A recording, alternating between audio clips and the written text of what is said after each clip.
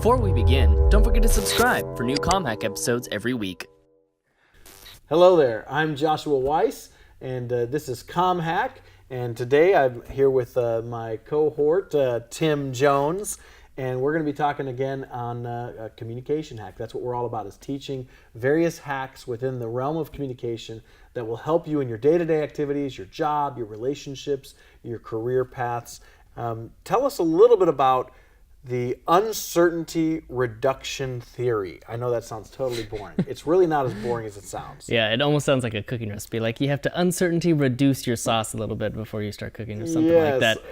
I think when people hear the word theory at the end of anything, it's kind of like, okay, change the channel, right? Yeah. But this is actually something that's actually, it could be helpful for us in everyday communication. Yeah. No matter what our job is, no matter what we do on a day-to-day basis, this is helpful. Help explain a little bit about uncertainty reduction theory. Yeah, the theory is basically when people are put into a new situation or confronted with a new platform, maybe a new thing, a new person, or a new social situation, we are frantically and desperately trying to reduce the uncertainty in that situation. So we're picking up on any kind of clue we can. Our brain is hyped up into overtime thinking, okay, who's this person, how they're dressed, what are they saying, what's the eye contact, how far are they standing away from me, and we're really trying to understand the situation as quickly as we possibly can. Yeah, it's almost like a safety mechanism that's built within us that says, I don't know this person, I don't know, are they a friend or a foe, I don't know, are they going to help me in whatever my endeavor is, or are they going to hurt me in my endeavor? And so you're trying to minimize your risk by better understanding who they are and what they mean to the situation. I think that this is normal, common sense stuff. But when you think of it from a theory standpoint, or when you meet somebody new, or you're going into a job, or a meeting, or an interview of some kind, or just a new classroom, and you're meeting new peers, you want to get to know those around you. Yeah. Identify who the class clown is, who the bully is, who the smart person is, who is it that you want to, be friends with. Yeah. It's normal stuff. Yeah, and you can even put it into like a dating situation. Like you just got your online date, you have no idea what this person even looks like except for the profile picture. You're like, is this profile picture accurate to what they said? You have no idea. So you get to the first date and you're just immediately like, okay, picture basically the same. How are they dressed? How is this a kind of person I want to continue on this date with? There's a lot of tension on both sides trying to figure out who the other person is as quickly as possible.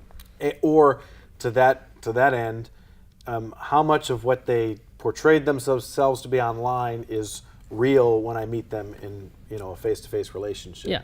I think that it doesn't matter what the scenario is. We are constantly engaging with new people. We're constantly meeting new people, and we want to get to know those people better, and we do it quickly. It's a natural tendency.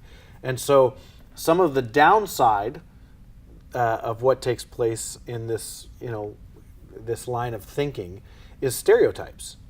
Because when you walk into a room and you're quickly trying to process who's who in the room, who are the threats, who are the friends, the foes, or whatever, then there's a natural tendency to make quick judgment calls on who the different people are in the room and what they mean or what they represent. And that's where stereotypes can really come to the surface, because it is again, a safety mechanism where you're trying to identify who everybody is. And if you can quickly say, well, I know this type of person, that's who they are, you can get yourself into a lot of danger. Yeah. It's that safety can almost backfire on you at different times if you're like, you're not operating how I thought you were going to operate. Yeah, and it's something that we need to make sure that within ourselves, we're not stereotyping. Yeah. And I'm not just talking racism, just stereotypes of any kind. A person that's overweight must eat too much, so you go into the restaurant, you're assuming that they're going to eat. It's like, well, says who, right? Yeah. You can put a stereotype on anything, and sometimes those stereotypes might have some truth to it, but be cautious on that when it comes to the process of reducing uncertainty on your peers. Yeah. So the hack, what would a hack be, given that we know that this is a tendency? Obviously, we're going to continue to reduce uncertainty in our day-to-day activities. What's a hack that you would give to our audience regarding uncertainty reduction theory? Yeah, I would say, just think of like if you went into a bookstore, for example, and you're looking for a new book to read, and you start perusing the covers and the titles, and you start thinking through these things. The moment you see a title or pick up a book, that uncertainty reduction takes place. You're starting to figure out, okay, what kind of book is this based off of, the pictures on here, the way it's worded, the way the cover feels, like all these things. You're starting to understand, is this a book I want to purchase and read? Maybe you'll start flipping through a couple pages. It's the same if you went on a website or if you started watching a video. You want to know what this platform is, what this thing is that I'm about to consume. So as a ComHack, you want to understand that people are going to look at your things, whatever it is that you're making, and they're going to make quick snap judgments of it. So you want to fashion your platform, fashion the images you place on yourself to bring in the most people to your platform. So basically, providing ample information that provides the clearest picture of who you are, what you represent, what your product is, what your business is, whatever it is that your platform is supposed to cover.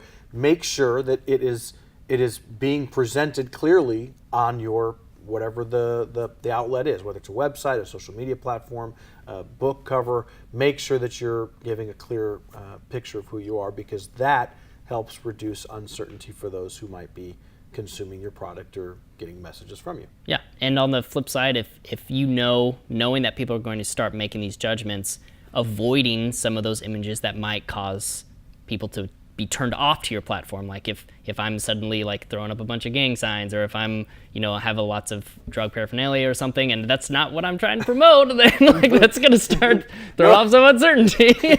No offense, Tim, but my stereotyping strengths would definitely say not a drug dealer. Yeah. That's not necessarily fair, though. So, okay, I will say the church website. So I track data, obviously, all the time, and I want to see where's the traffic coming from. What are the things that people are wanting and interested in on the website? On the church side of things, because as you know, I'm on staff at a local church, the most visited page on our website is often our staff page. And I think it's because of uncertainty reduction. People want to know more about who it is they're going to, be in church with. And so by getting a better idea of who the leaders are, who the pastors are, you can get a better idea of if this is a good fit for you, if you like or dislike, or what are the things you have in common with them, which reduces your uncertainty.